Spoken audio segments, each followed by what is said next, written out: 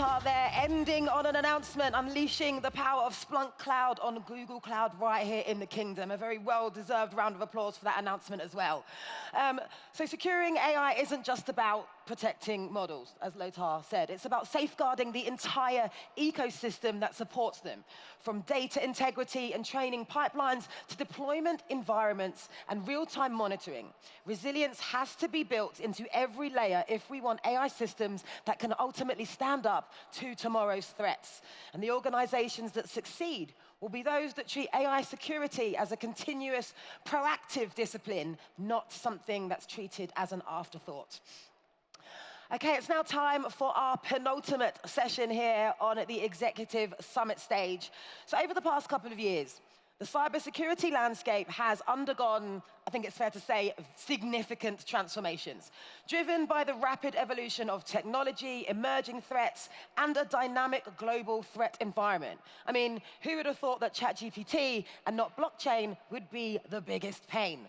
So our next speaker is going to explore major trends over the past couple of years and how we have handled them as a community. It's set to be a great session, so please join me in welcoming to the stage Ricardo Lafosse, Chief Information Security Officer for Kraft Heinz.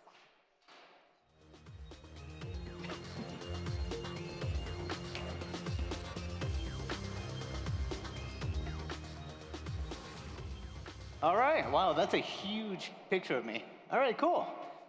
Before we begin, I really want to take a moment to thank your peers, the sponsors for today, and most importantly, you, to be here, being part of the cybersecurity community and making Black Hat MEA a better, stronger community. Everyone give a round of applause. This is awesome. Thank you, everyone. All right, so today, my name is Ricardo Lafosse, the CISO at Kraft Heinz, and we're gonna have a little bit of fun today, some energy to close out the day. So a little bit about myself. Again, third time, CISO at Kraft Heinz. About 20 years in cybersecurity, government, healthcare, finance, manufacturing. I've done most of the industries, but I'd like to also give one fun fact just because it adds a little bit more levity to my presentation and also shows that I'm a little off. So I have 5 children, 4 girls, 1 boy. I have 5 dogs, 1 dog for every child. 2 cats, because why not? About 35 fish. 2 turtles, 1 that walks around all day and then 1 in a crate. 5 pigeons, because my wife likes to rehabilitate pigeons, and 2 rabbits. So I have a hectic household and run a hectic organization. So it adds a little craziness to it. A little bit about Kraft Heinz. It's one of the largest food and beverage companies in the world, about 26 billion revenue in 40 different countries, about 36,000 employees worldwide. So it gives a good breadth of the types of different threats from a global landscape perspective. So it adds a little bit of color to what we're going to talk about today. So we're going to focus on 4 key areas today.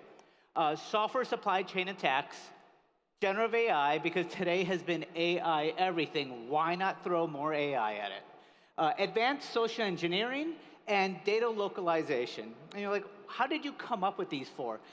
They have been very painful experiences throughout my tenure at Kraft Heinz, and I've seen a lot of shifting in these areas. So I think it's really important for you to understand what they are, how they've impacted the industry as a whole, and most importantly, what are we doing, practitioners, organizations, cybersecurity teams, to help strengthen, provide additional controls behind these areas. So let's begin. Software supply chain attacks. For those that don't know, cyber attacks compromising of any stage of a development lifecycle. So think of the traditional secures SDLC. This is when either malicious software gets into the pipeline or you compromise a third-party software suite such as, surprise, surprise, SolarWinds, MoveIt. Some of you may have been impacted it or known other individuals that were impacted by it. So it was a whole dynamic that we've never seen before in the cybersecurity industry and made us realize how third-party risk is truly embedded into the fabric of our programs. So 2 main noticeable attacks. One, I already highlighted the SolarWinds Orion attack. This was the most clever attack probably in the last couple of years, where they compromised a software update process by inserting malicious code into the pipeline. So when you, the consumer, updated your Orion software, the threat actors already had access to your environment and were able to move laterally into the organization. It was very eye-opening. There was a significant amount of impact globally. So I really wanted to make sure that we highlight the importance here. And then Code Cove. This one I didn't have a huge insight into, as we're not a large software development lifecycle shop, but it was also super, super clever. Many organizations want to use serverless, Kubernetes, and this is a perfect example that you want to move fast, but if you move too fast, the configurations become your weakest choke point for your software. And with Code Cove, the threat actors misconfigured a Docker image that allowed them to modify the scripts and access your Git repos, which had special keys, information about your code, so on and so forth. So what did we do about it? Did we just cry in the corner? Did we change our security program? The biggest thing that came out of this was a concept of SBOM. So security bill of materials, very similar to an ingredient of how the code is created. So this has been a big change in the organization where third parties now supply SBOMs for the most part, as long as you have a good relationship with them. But also, practitioners are building SBOMs into the code they create because they may resell to other organizations. We've really embraced a zero-trust architecture. And what this really means is you trust the third parties, but now you're going to do additional verification. Yes, a SOC 2 Type 2 was good in the past, but now maybe you want to make sure that they have the proper access to your environment. Do they really need admin privileges? Probably not. So being able to do that additional scrutiny across them is really crucial. Enforce least privilege with vendor accounts. Again, they probably don't need admin access. And also, probably the most painful one, address those internal vulnerabilities. Yes, we have a large slew of vulnerabilities across our organization, but now with third parties having more access to the inside of your environment, a threat actor could easily get into it and start exploiting those. So continue that rinse and repeat process from a patching perspective. My favorite, advanced social engineering. And I'm doing air quotes advanced because it's not really that advanced, but yet we keep on getting tricked. There's some prime examples with MGM Grand and Mark Spencer that I want to highlight.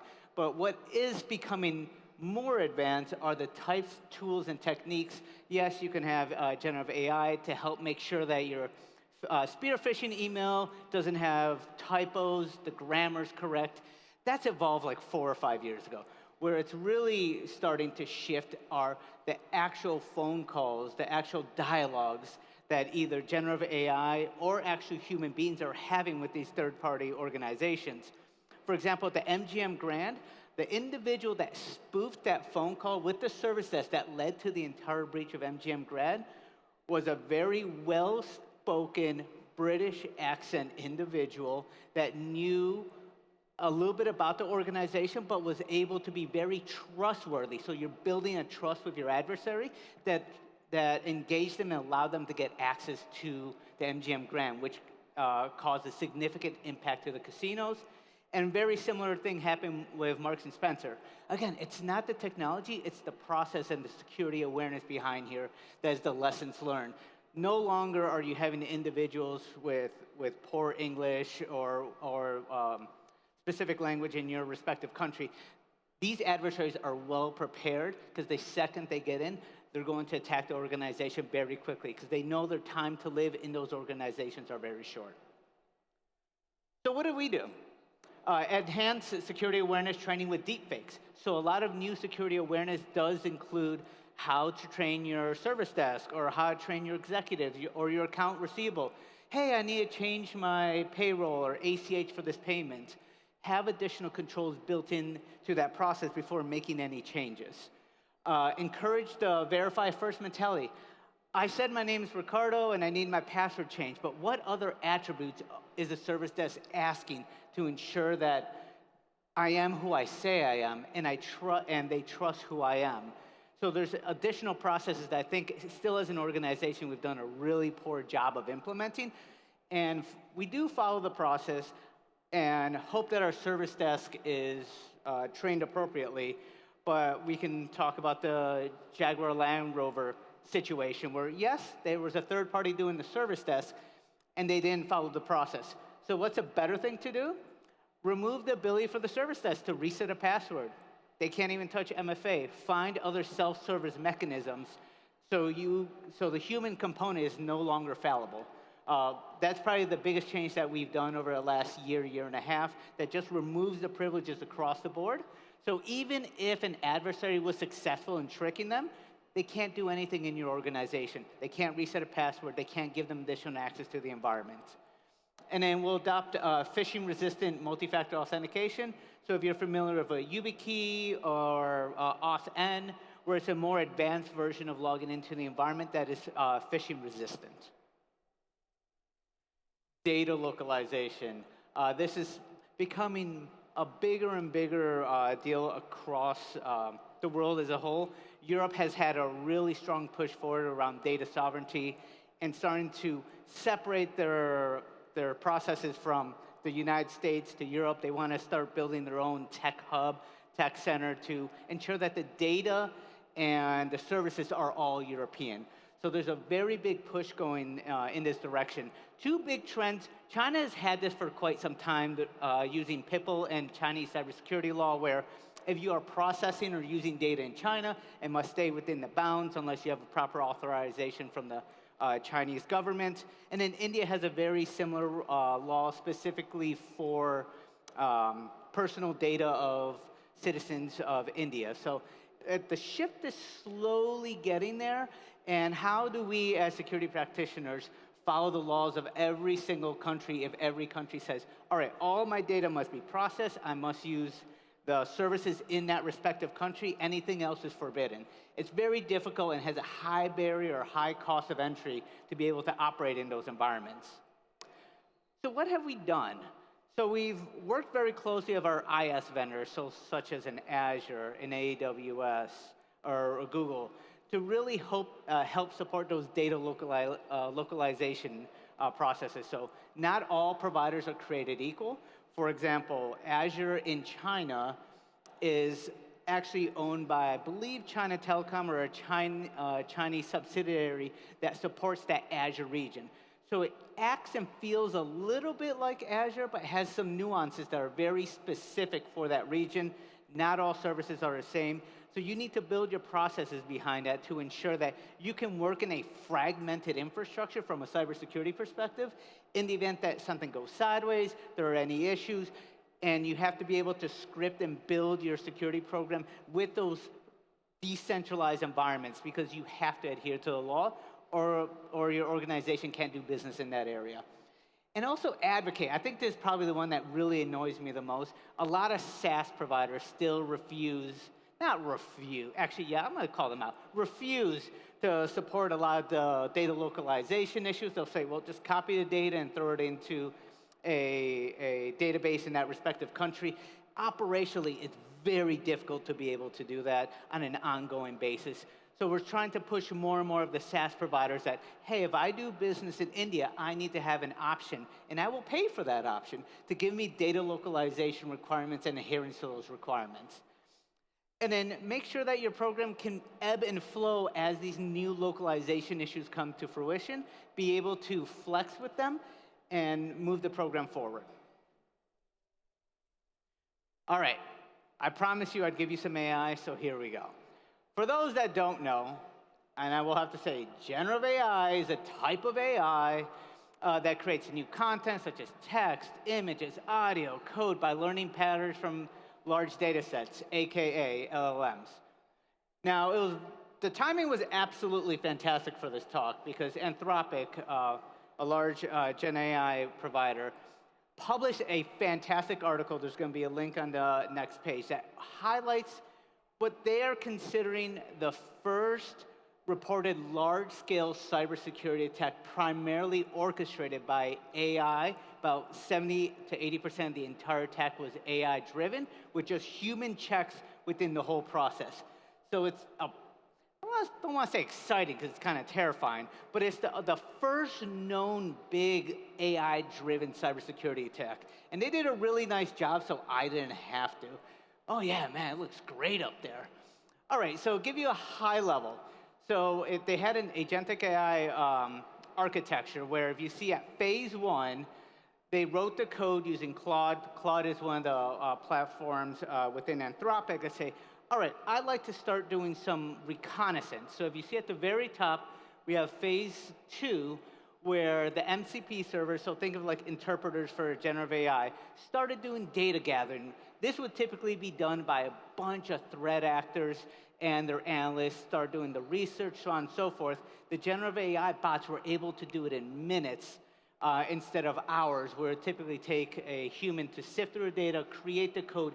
Everything just came out through the bots. They did all the information, and then moved over to what phase 3 is. So they grabbed the data from phase 2, moved it over to phase 3, and they started scanning across the entire environment any exploits that they found from the recon phase. So that allowed them to quickly review the external posture of the organization for any hole. And remember, you just need one gap in that environment to allow the vulnerability to be exploited. And they were successful in pulling that information.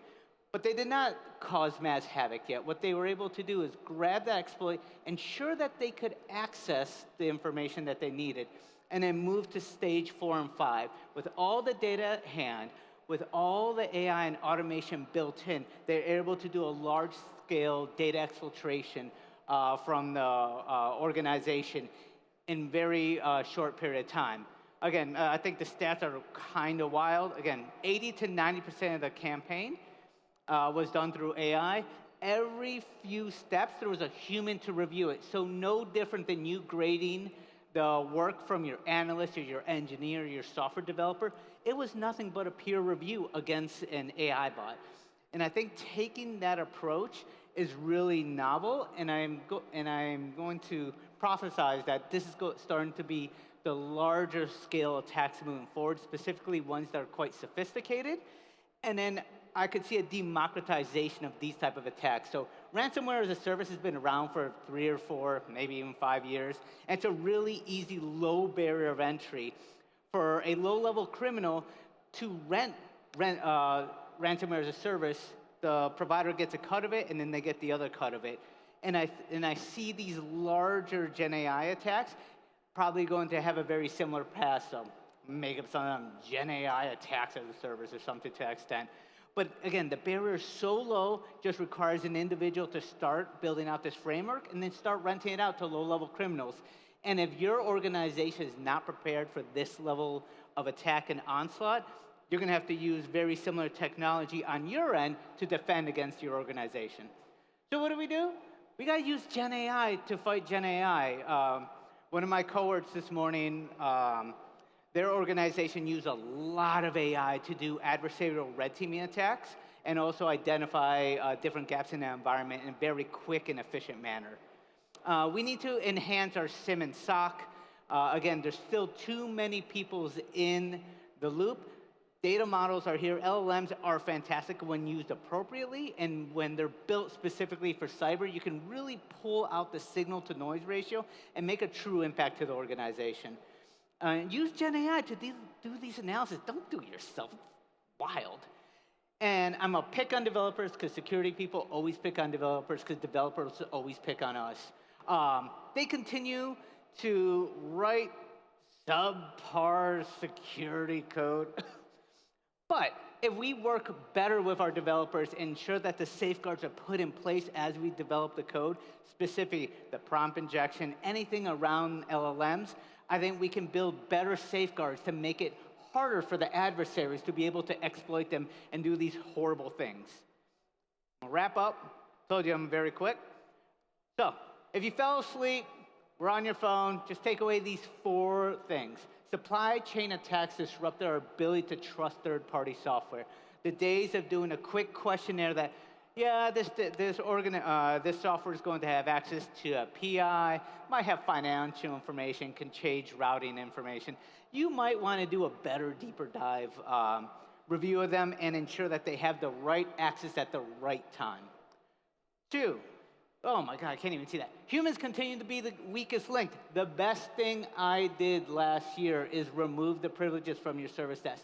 Do not allow them to be the ones that break your security platform or your security posture by making a really simple mistake. If If you remove it from them, you remove a huge gap, a huge vulnerability in the human-centric part of your organization. Data localization will continue to grow and fragment operations. Build your program in modular functions where your Azure US and your Azure China can work harmoniously as possible. Know that you won't have same parity-to-parity functionality, but at least the program's holistic. And let's be honest, you can believe it or not, Gen AI is here to stay and will continue to evolve for good and evil. Thank you.